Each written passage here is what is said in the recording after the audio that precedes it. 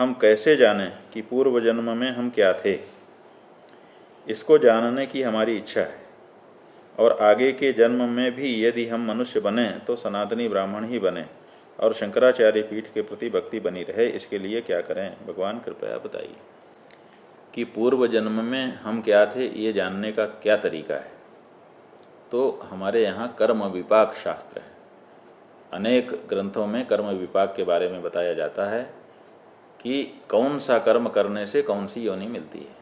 तो इससे पता चलता है कि हमने पूर्व में कौन कर्म किए थे, और अब अगर ये योनि मिली है तो किस कर्म के परिणाम स्वरूप मिली होगी।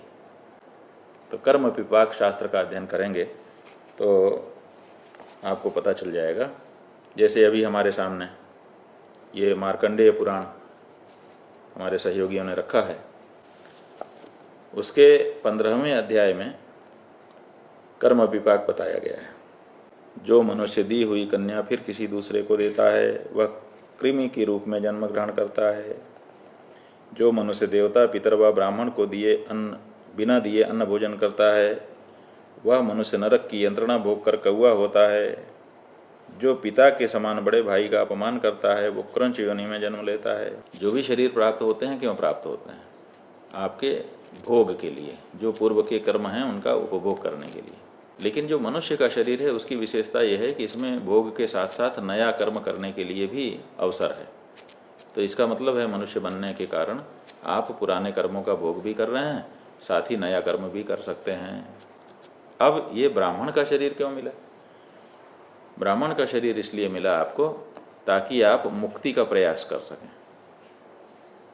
अब ब्राह्मण का शरीर मिल जाने के बाद फिर मेरा जन्म होगा, फिर मैं शंकराचार्य जी के अनुयायी बनूंगा, ये नहीं सोचना है।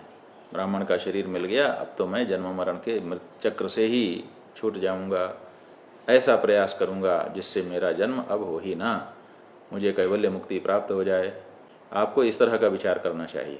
क्यों? क्योंकि 84 लाख योनियों में घूमते घामते जाने किस योनि में रहे होंगे आप। भगवान ने कृपा करके आपको ब्राह्मण का शरीर दे दिया कि ये अपनी मुक्ति का प्रयास कर ले।